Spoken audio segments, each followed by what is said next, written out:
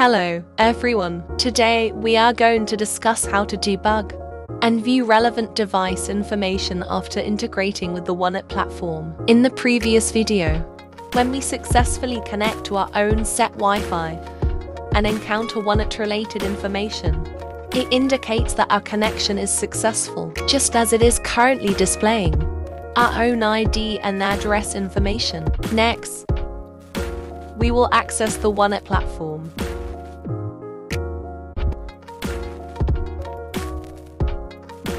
If you can see that the device is in an online state, it means that our device information has been successfully connected. You can choose to issue commands.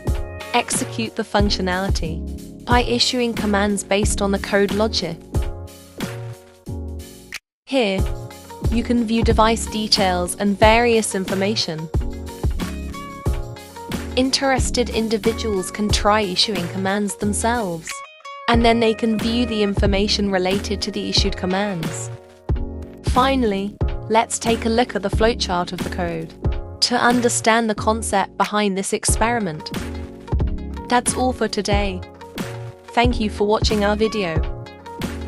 If you have any questions, leave a comment below. Subscribe our channel for more videos.